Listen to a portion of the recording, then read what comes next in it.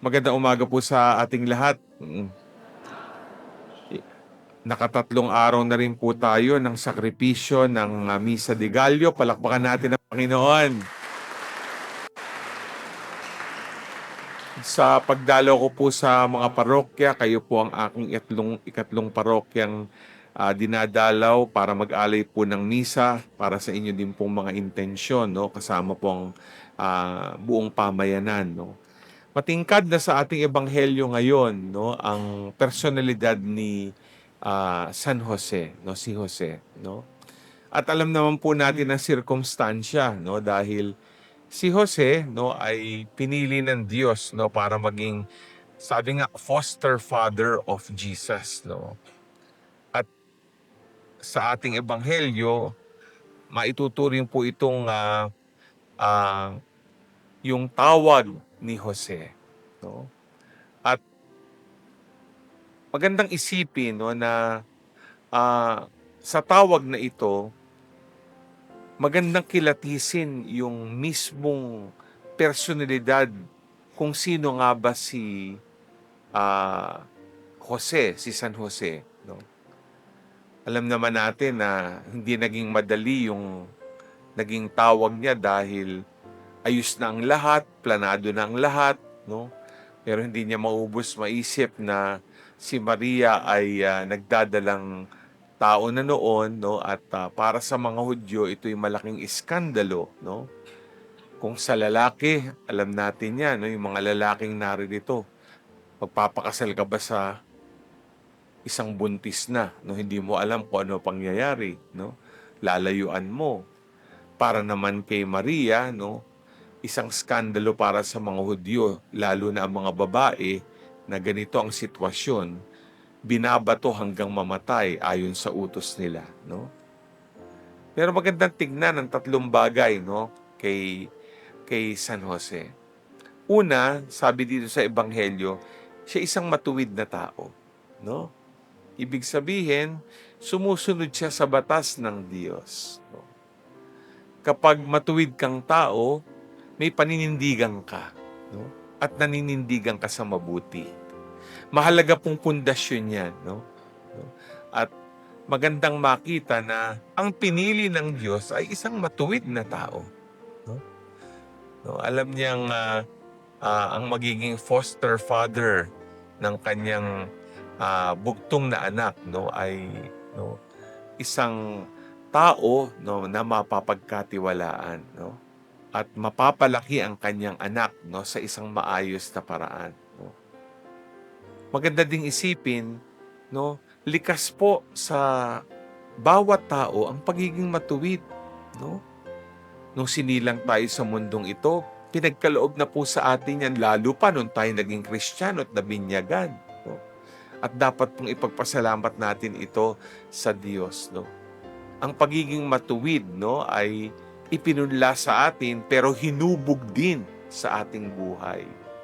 Nagkakataon lang may mga nalilingat sa pagiging matuwid dahil sa mga tukso, di ba, na nangyayari sa kapaligiran, no? Pero siguro ang hamon sa atin, no, ay kung ano man ang pagiging matuwid, no, na natanggap natin, hinubog sa atin bilang tao, bilang Kristiyano, sana pangalagaan natin, no? Kita naman natin ang katiwalian ngayon sa paligid, no? Lalo na sa ating bayan na humaharap sa malaking krisis, no, ng graft and corruption, no? Itong flood control mga anomalies, no? Siguro ito yung pagkakataon na kahit sa ating buhay, sa ating pamilya, no? Ah, tignan natin kung paano paigtingin, no? Patingkarin ang pagiging matuwid, no? No? Hindi lang simulayan sa ating mga magulang na dapat na ipapangaral sa mga anak, no? At sabi ko nga, kahit sa ating pamayanan, ipakita po natin, no? Kasi tayo mga Katolikong Kristiyano. Ikalawa, mapapansin nyo sa kwento ni Jose, no? Nung ibinalita nga ng anghel, no, na at pinaliwanag sa kanya ang mga magaganap, no, hindi mawawala yung takot kahit nung sa isang panaginip, naunawaan niya yung sitwasyon, ano. Lahat tayo may takot, 'di ba? Natatakot tayong mawalan ng pera, natatakot tayong mamatay, no? Natatakot tayong magkasakit, no? Daming takot, no? Ah, pero eto, katulad ng pagiging matuwid, makita natin ano ba, no, ang magiging lunas para hindi magpadala sa takot. At yan ay ating pananalig sa Diyos, 'di ba? No? Kapag dumadaan ka sa maraming pagsubok sa buhay, natatakot ka sa mga hamon, 'di ba?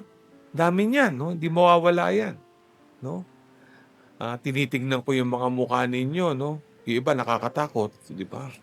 Hindi, biro lang po, no? Pero sa totoo lang, lahat tayo, no, may karanasan, no, na tayo'y talagang dumadaan sa proseso, no, na kumbaga, no, humaharap tayong sa mga sitwasyon na nandun yung pangamba at pagkatakot.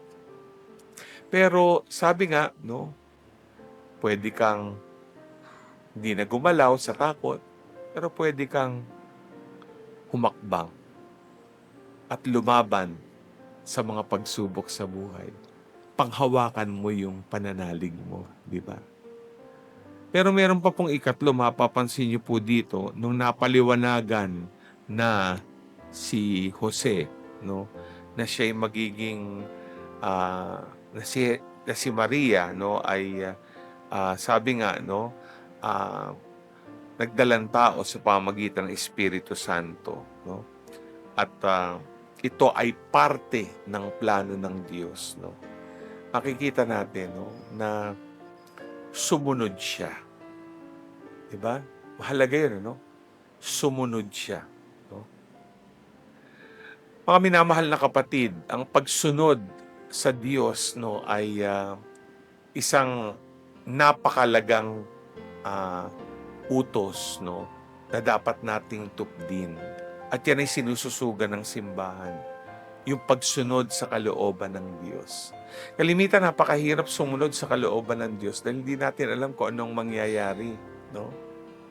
Naalala ko, no, ako'y tinawag para maging pari, no? Nandun din yung pag-aalinlangan ko, pero parang ito yung tawag, no? No? Sumunod ako, pero nakita ko may biyaya sa pagsunod, no? No? Naging pari ako nung 1990 to 2025 na ngayon. 35 years na akong pare, 20 taon ng obispo, di ba? Sa inyong buhay, di ba, pati pag yung tawag na mag-asawa, yung tawag na maglingkod sa parokya, kahit papano tinitimbang ninyo, no? Pinagninilayan nyo kung ito ba ang dapat kong gawin. At sa araw-araw, nahaharap tayo sa mga sanghangdaan sa buhay. Ano ba ang gagawin ko? Parang ito sinasabi ng Diyos, pero parang mahirap.